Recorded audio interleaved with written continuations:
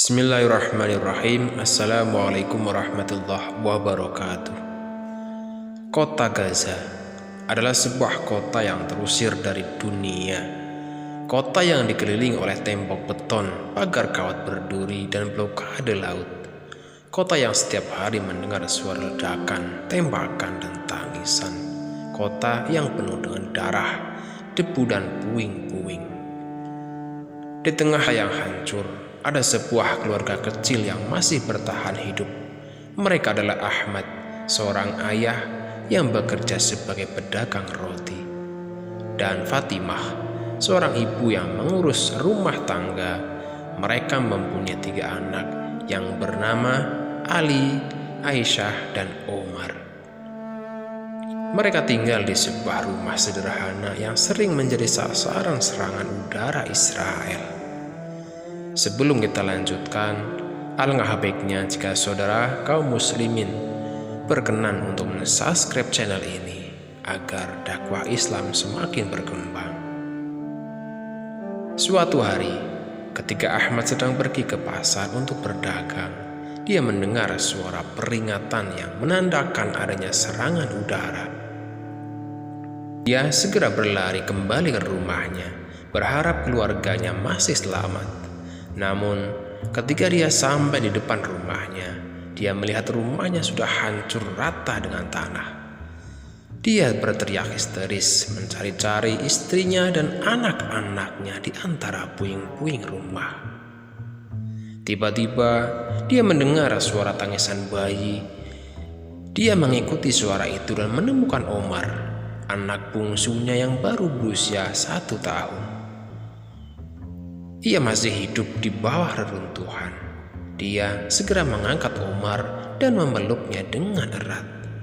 Dia bersyukur kepada Allah, anaknya masih ada yang selamat. Sambil menggendong anak bungsunya, Ahmad kembali mencari Ali dan Aisyah. Anaknya yang lain, dia tidak menemukan mereka di tempat tidur, di dapur, atau di ruang tamu. Dia mulai putus asa, berpikir bahwa mereka sudah syahid. Namun dia tidak menyerah. Dia terus menggali puing-puing, berharap ada tanda-tanda kehidupan. Sementara itu, Ali dan Aisyah sedang bermain tidak jauh dari rumah itu. Mereka tidak tahu bahwa ada serangan udara yang menghancurkan rumah mereka. Mereka hanya mendengar suara gemuruh pesawat yang membuat mereka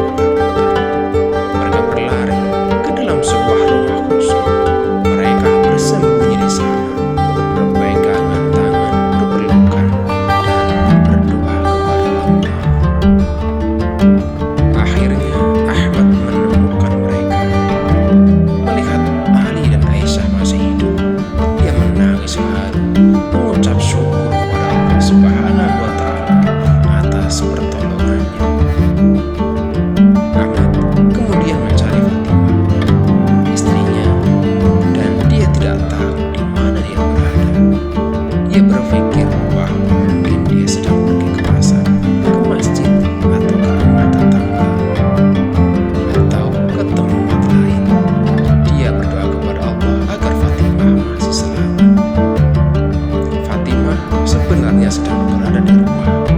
Dia sedang membersihkan kamar anak-anaknya.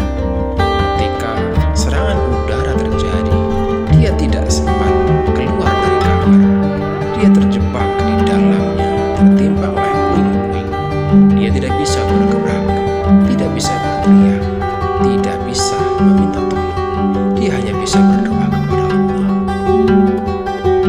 Ahmad mencari Fatimah di seluruh penjuru Gaza. Bertanya kepada tetangga, teman, dan kerabatnya, tapi tidak ada satupun yang tahu di mana keberadaan Fatimah. Dia mulai kehilangan harapan, berpikir bahwa Fatimah sudah syahid. Ahmad pun tidak menyerah. Dia terus mencari istrinya, berharap ada pertolongan dari Allah. Di kamar, Fatimah mulai merasa lemas. Dia kehilangan banyak darah. Dia kedinginan, lapar, dan haus. Dia merasa mungkin ajalnya sudah dekat.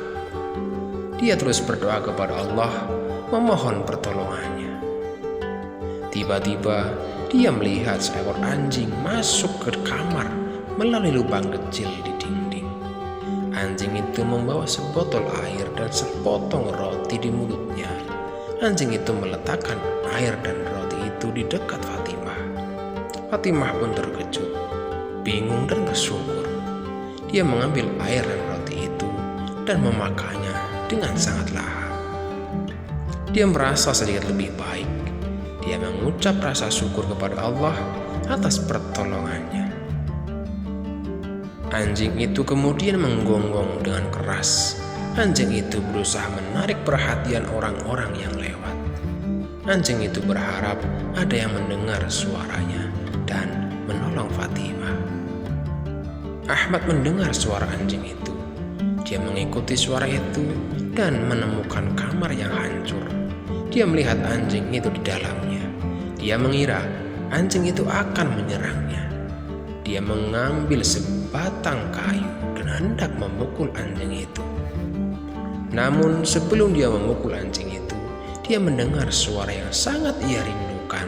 Suara Fatimah, suara istrinya yang masih hidup.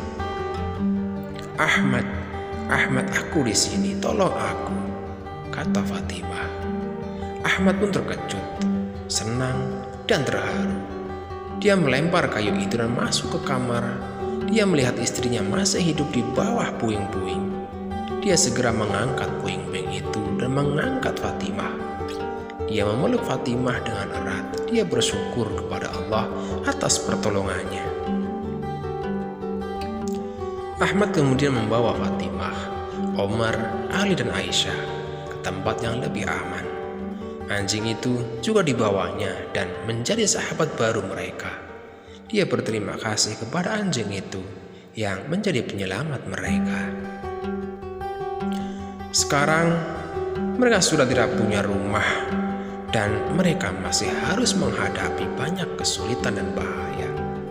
Mereka masih harus berjuang untuk hidup di kota Gaza yang terusir dari dunia. Namun mereka tidak sendirian. Mereka memiliki Allah yang selalu memberikan pertolongannya. Mereka memiliki satu sama lain yang selalu memberikan cinta dan dukungan. Mereka memiliki anjing itu yang selalu memberikan kesetiaan dan perlindungan. Mereka memiliki harapan yang selalu memberikan kekuatan dan semangat. Mereka memiliki Gaza yang selalu memberikan identitas dan kebanggaan. Mereka adalah Gaza yang selalu memberikan contoh perlawanan dan kemenangan. Semoga bermanfaat. Assalamualaikum warahmatullahi wabarakatuh.